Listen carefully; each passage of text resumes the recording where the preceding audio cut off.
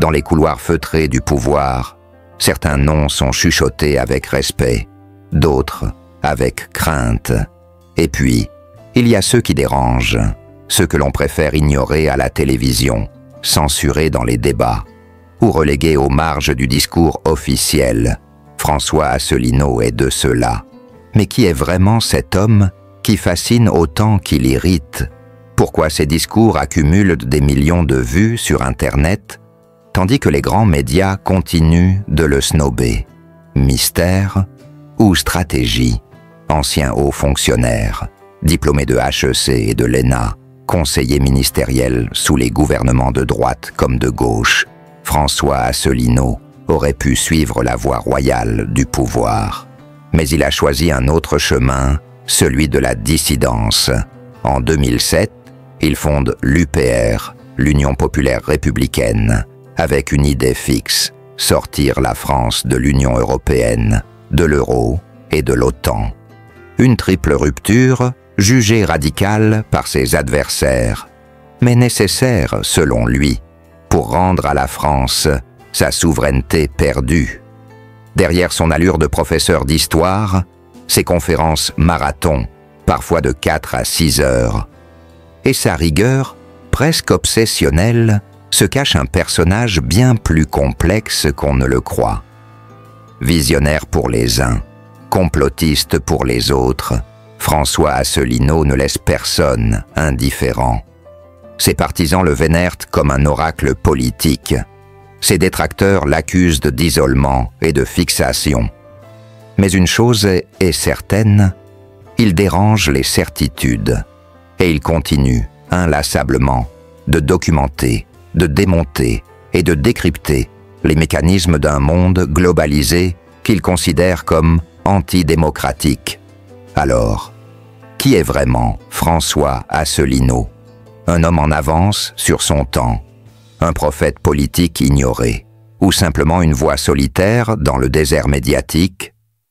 Restez avec nous, car dans cette vidéo, nous allons plonger dans les coulisses de son parcours hors norme, explorer ses batailles, ses contradictions, et peut-être découvrir ce que cache vraiment le système Asselineau. Dans la vie politique française, rares sont ceux qui ont su conserver une aura de mystère aussi épaisse que celle de François Asselineau. Homme d'État rigoureux, conférencier intarissable, stratège solitaire. Derrière ses longues tirades sur l'Union européenne ou l'OTAN, un domaine pourtant échappe presque complètement aux regards indiscrets. Sa vie amoureuse. Et pourtant, derrière ses costumes sobres et son ton professoral, il y a toujours eu un homme de passion, d'engagement et de fidélité profonde. Dès ses jeunes années, François Asselineau se montre farouchement indépendant. Diplômé d'HEC et de l'ENA, il gravit les échelons du pouvoir avec une précision quasi militaire. Mais à l'époque où ses camarades d'études s'affichent déjà en couple ou se laissent griser par les mondanités parisiennes, Asselineau reste, lui, d'une discrétion absolue. Il cultive le goût de la solitude choisie, du mystère. Ses rares amis murmurent qu'il nourrit une relation presque sacrée avec ses idéaux, la France, la souveraineté, la vérité historique. Peu de place, semble-t-il, pour les passions amoureuses conventionnelles. Mais l'amour, comme souvent, ne prévient pas. Dans les années 1990, au détour d'une mission diplomatique, François Asselineau croise la route d'une femme brillante, cultivée, engagée elle aussi dans la haute administration. Entre eux, le lien est immédiat, presque évident. Ils partagent les mêmes références historiques, la même admiration pour l'indépendance nationale, la même exigence intellectuelle. Leur complicité dépasse rapidement les cercles professionnels. Pourtant, l'homme que l'on surnomme bientôt le stratège invisible refuse de s'exposer. Leur relation restera à l'abri des regards, à l'écart des feux médastiques. François, plus que tout, redoute que sa vie privée ne devienne une arme entre les mains de ses adversaires. Mieux vaut aimer dans l'ombre, semble-t-il penser, que souffrir sous les projecteurs. Au fil des ans, cette discrétion devient un véritable rempart, tandis que certains leaders politiques s'enlisent dans des scandales ou des divorces ultra-médiatisés.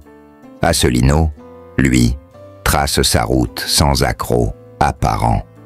Pour ses partisans, cela participe même à son image, celle d'un homme entièrement dédié à son combat politique, sans attache visible, presque comme un moine soldat de la République.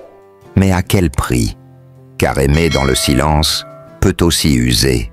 Les rumeurs, dans les cercles politiques, ne manquent pas. Certains murmurent qu'il vit une passion impossible, d'autres qu'il sacrifie tout à sa cause, y compris la tendresse d'un foyer stable. Dans ses rares confidences publiques, François Asselineau admet à demi-mot que ses engagements ont parfois compliqué sa vie personnelle, sans jamais s'étendre davantage. À mesure que les années passent, les sacrifices se creusent. Fonder un parti politique, porter seul la bannière du Frexit en FM, rance, affronter les médias, tout cela exige un tribut colossal. On dit qu'à plusieurs reprises, il a dû choisir entre un amour naissant et l'appel impérieux de la scène publique. Et chaque fois, c'est le devoir qui l'a emporté. Aujourd'hui, à plus de 65 ans, François Asselineau reste une énigme. Est-il un éternel célibataire, marié à sa cause? A-t-il aimé secrètement, dans l'ombre, une ou plusieurs femmes qui ont partagé, ne serait-ce qu'un instant, son combat intime? Nul ne le sait vraiment. Et peut-être est-ce mieux ainsi. Car dans un monde où tout est affiché, monnayé, surexposé, François Asselineau rappelle, par sa pudeur, une époque révolue. Celle des grandes passions silencieuses, des fidélités invisibles, des amours tissés loin des projecteurs. Il est de ces figures publiques qui ont su ériger un mur de silence autour de leur vie intime, tandis que d'autres hommes politiques livrent leur quotidien familial sur les réseaux sociaux. Lui choisit l'opacité. Cette discrétion n'est pas une stratégie, c'est une conviction profonde. Pour Asselineau, il n'y a pas de place pour le spectacle dans ce qui relève du sacré, sa famille. Et pourtant, il y en a bien eu, des moments partagés, des regards complices, des repas de famille dans le calme d'un soir d'hiver, loin du tumulte médiatique. C'était à l'aube des années 1990. François Asselineau, déjà diplômé de HEC et de l'ENA, gravit les échelons de la haute administration. Il est jeune, brillant, ambitieux et redoutablement seul, jusqu'au jour où une femme, elle aussi issue du monde intellectuel, entre dans sa vie. Son nom était rarement mentionné, et pourtant, elle a été un pilier discret, mais constant. Elle n'est ni journaliste, ni personnalité médiatique. Elle ne cherche pas la lumière. C'est justement cette pudeur commune qui les rapproche. Ensemble, ils partagent un amour de la langue française, une passion pour l'histoire, une obsession du détail. Très vite, leur relation se tisse dans la confidence et la complicité. Leur mariage est célébré sans fanfare, dans l'intimité d'un cercle restreint. À contre-courant des fastes habituels du monde politique, François Asselineau choisit la sobriété. Et cela en dit long sur ce qu'il considère comme essentiel. À la maison, François est un autre homme, moins orateur, plus silencieux. Il aime lire à voix haute des passages de grands discours de De Gaulle. Il écoute du classique en préparant le café. Il parle à ses enfants comme à de futurs adultes, avec sérieux mais aussi bienveillance. Car oui, François Asselineau est père. Peu de gens le savent, mais derrière l'homme politique se cache un père attentif, exigeant, mais profondément aimant. Il a toujours voulu que ses enfants comprennent les rouages du monde, qu'ils ne se laissent jamais manipuler par la facilité des discours dominants. L'éducation, pour lui, est un acte politique. Mais cette double vie, entre engagement public et responsabilité privée, est un exercice d'équilibriste. Il arrive que ces longues absences pour des conférences à travers la France pèquent sur l'équilibre familial. Parfois, des anniversaires sont manqués, des week-ends écourtés. Pourtant, jamais il ne rentre sans un petit cadeau symbolique. Un livre rare, une médaille historique, une anecdote insolite sur l'Europe d'après-guerre. La création de l'UPEC en 2007 marque un tournant. François se jette corps et âme dans le combat. Sa maison devient parfois un quartier général. Les réunions s'enchaînent, les tensions montent. Et dans cette tempête, sa famille tient bon. Sa femme devient son premier soutien, celle qui lit ses discours avant tout le monde, qui lui glisse une remarque entre deux paragraphes, qui lui dit quand il parle trop vite ou trop fort.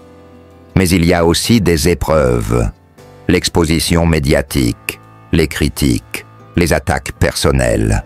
Tout cela finit par ronger. Il y a eu, selon certains proches, des silences douloureux à la maison, des repas partagés sans un mot, des moments où chacun se retranche dans sa solitude. Aujourd'hui, alors que les années passent, François Asselineau accorde plus de valeur que jamais à la stabilité de son foyer. Il sait que sans elle, il ne serait plus debout. Loin des projecteurs, sa femme reste présente. Ses enfants, désormais adultes, mènent leur propre chemin. Il ne les expose jamais, par respect, par amour aussi. Dans ses rares confidences, il a un jour déclaré « Ma famille, c'est mon ancrage. Si je n'avais eu qu'un micro et pas un foyer, je me serais perdu. » Une phrase simple, mais elle résume tout. François Asselineau ne parle pas de sa vie de couple dans les médias, non pas par froideur, mais par pudeur. Il protège ce qu'il considère comme sacré. Il sait que les amours sincères n'ont pas besoin d'être étalés pour exister.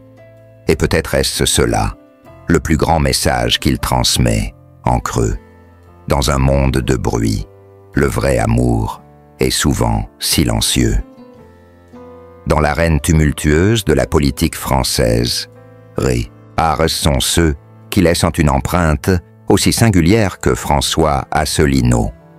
Peu médiatisé, souvent caricaturé, parfois même marginalisé, il n'en demeure pas moins un orateur hors pair, un stratège des idées et un travailleur acharné.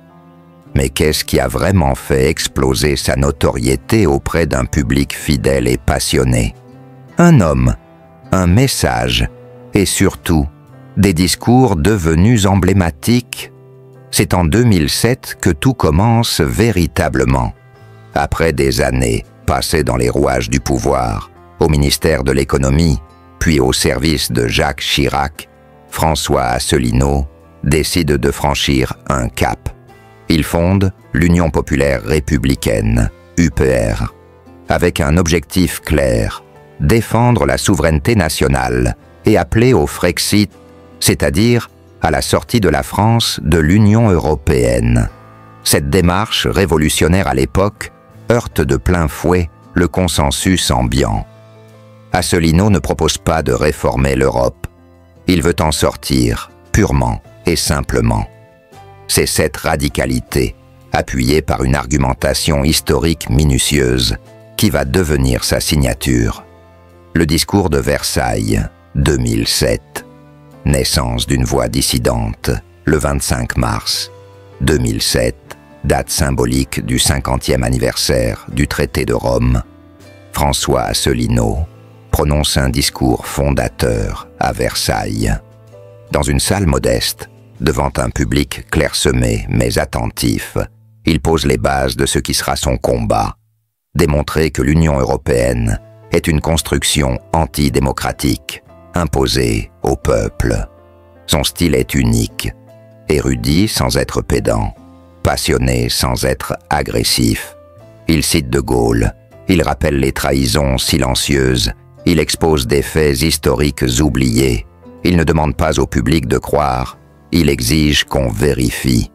À cet instant, quelque chose naît, non pas un parti de masse, mais un mouvement de conviction, bâti sur l'instruction, la patience et la foi dans l'intelligence collective. La conférence choque. Qui gouverne réellement la France? 2013. Mais le véritable tournant survient en 2013, lorsqu'il diffuse en ligne sa conférence devenue légendaire. Qui gouverne réellement la France? Pendant près de 3 heures, sans notes, avec un simple PowerPoint, François Asselineau déconstruit minutieusement l'idée que les présidents successifs seraient des chefs d'État autonomes. À travers un cheminement implacable, il montre que la France est sous tutelle, que ses lois, ses budgets, ses choix économiques sont dictés depuis Bruxelles, Francfort et parfois même Washington. Cette conférence devient virale. À l'heure où les médias traditionnels l'ignorent, Internet s'embrase, des centaines de milliers, puis des millions de visionnages. Des internautes de tous bords, jeunes et moins jeunes, fascinés par ce professeur d'histoire improvisé, qui leur parle sans filtre, sans slogan, sans peur. François Asselineau entre alors dans une autre dimension, celle d'un phénomène numérique. Le style Asselineau, une œuvre de pédagogie politique. Contrairement aux leaders traditionnels, Asselineau ne cherche pas à séduire par des promesses vagues. Il enseigne. Chaque conférence, chaque discours est une leçon magistrale, souvent longue, parfois aride, mais toujours documentée. Ces PowerPoint deviennent des œuvres d'art de la démonstration politique. Il aborde des sujets complexes, les traités européens, Maastricht, Lisbonne, la monnaie unique et ses conséquences économiques, le rôle de l'OTAN dans la perte de souveraineté militaire, les mécanismes cachés du pouvoir médiatique. Son objectif n'est pas d'obtenir une adhésion émotionnelle, mais une conversion rationnelle. Chez Asselineau, le citoyen n'est pas un consommateur d'opinion, mais un futur chercheur de vérité. Le sommet, l'élection présidentielle de 2017, après des années d'efforts souterrains, François Asselineau parvient à se présenter à l'élection présidentielle de 2017, une prouesse, tant obtenir les 500 parrainages fut un parcours du combattant. Son passage au grand débat de TF1 en mars 2017 marque l'apogée de sa visibilité médiatique. Face à des mastodontes politiques, il tient son rang avec calme et précision.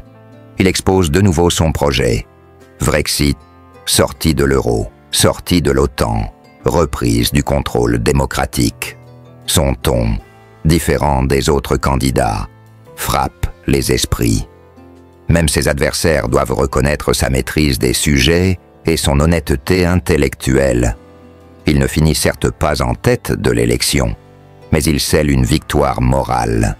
Il a imposé dans le débat public des thèmes que beaucoup cherchaient à étouffer, héritage et postérité. Aujourd'hui, François Asselineau continue inlassablement son œuvre de vulgarisation politique. Malgré les épreuves internes à l'UPR, malgré les tempêtes médiatiques, il reste fidèle à sa méthode. Informer, expliquer, argumenter.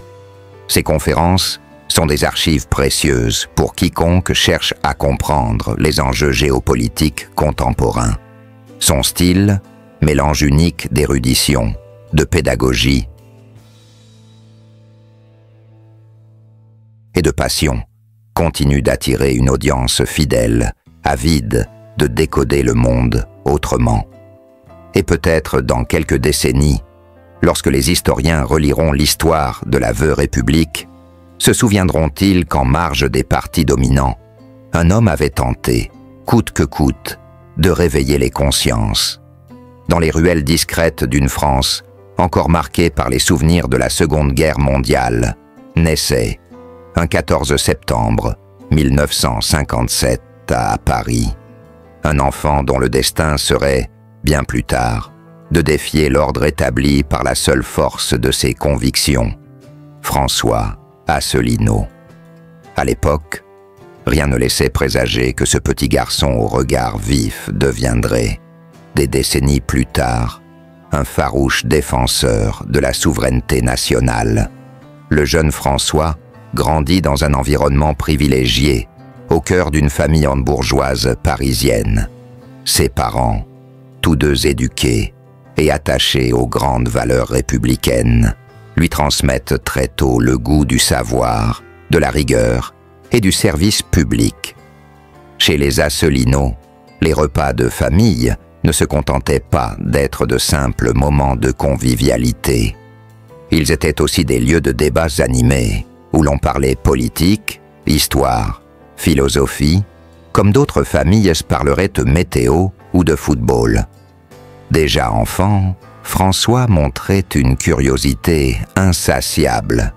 Il posait 1000 questions, lisait avec avidité les journaux que son père laissait traîner dans le salon, et se passionnait très tôt pour l'histoire de France. Il n'était pas rare de le voir, un livre épais entre les mains, s'immerger dans les récits des grandes batailles, des souverains éclairés, des révolutions fondatrices. Plus qu'une passion enfantine, c'était déjà une quête, comprendre pourquoi la France était devenue ce qu'elle était et comment elle pouvait un jour redevenir maîtresse de son destin. À l'école, François était un élève brillant, souvent premier de sa classe, mais jamais prétentieux. Ses professeurs le décrivaient comme un garçon sérieux, appliqué, mais aussi doté d'un sens de l'humour discret qui égayait parfois l'atmosphère.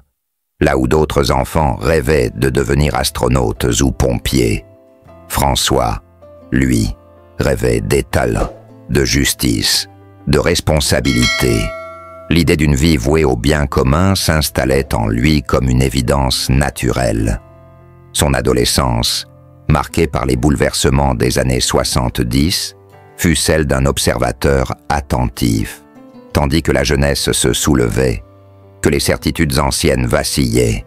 François Asselineau, lui, regardait le tumulte avec la gravité d'un vieil esprit dans un corps jeune. Il n'était pas insensible aux aspirations de liberté et de changement, mais il se méfiait des slogans faciles, des mouvements sans profondeur. Déjà, il cherchait les causes sous les effets, les racines sous les fleurs. Ses parents, conscients du potentiel extraordinaire de leur fils, l'encouragèrent à viser l'excellence.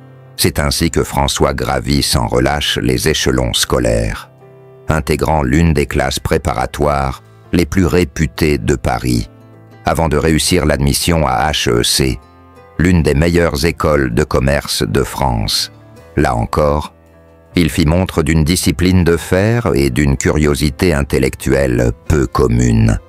Mais contrairement à beaucoup de ses camarades attirés par les sirènes de la finance ou du commerce international, François gardait en lui une ambition différente, celle de comprendre les rouages de la puissance publique. C'est sans surprise qu'après HEC, il poursuivit ses études à l'École nationale d'administration, la célèbre ONA, se creusait des futurs dirigeants de l'État. C'est dans ces années décisives que se forgèrent ses armes intellectuelles et sa vision stratégique des choses.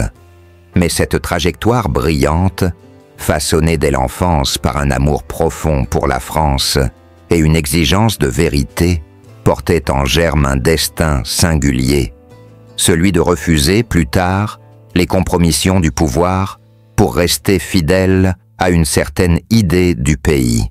Quand on regarde aujourd'hui l'enfance de François Asselineau, on comprend que rien n'a été le fruit du hasard.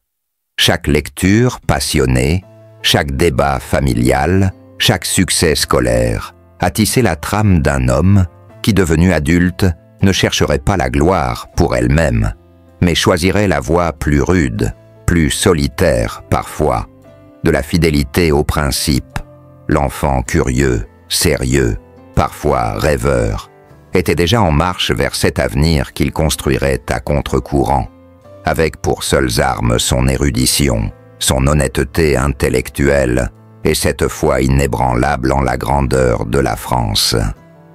Dans les coulisses d'une vie publique souvent marquée par les projecteurs médiatiques et les discours enflammés, il existe une autre facette de François Asselineau, celle, plus discrète, plus intime, d'un homme profondément attaché à la réflexion, à l'authenticité et à la solitude nécessaire des grands penseurs.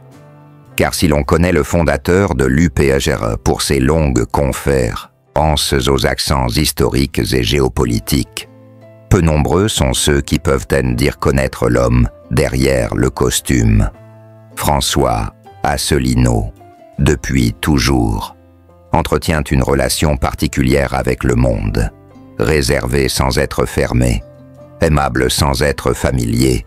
Il cultive une distance mesurée avec le tumulte social. Il n'aime ni les mondanités ni les compromissions. Son cercle intime est restreint, composé de quelques amis fidèles, souvent rencontrés au fil de son parcours dans la haute fonction publique, et qui partagent avec lui cette passion presque obsessionnelle pour l'histoire de France, les grands courants de pensée et la vérité des faits. Très tôt, Asselineau a appris à protéger sa vie privée. Ni les tabloïds, ni les paparazzis n'ont pu percer la bulle qu'il a dressée autour de lui. Peu de détails ont filtré sur sa vie sentimentale, et c'est sans doute voulu. Il a toujours tenu à ce que son combat politique reste séparé de son existence personnelle, convaincu que le message prime sur l'homme et que trop d'exposition pourrait en altérer la clarté. On sait pourtant qu'il est père de famille, père discret mais attentif. Ceux qui le connaissent racontent un homme rigoureux, exigeant mais affectueux, passionné par la transmission du savoir.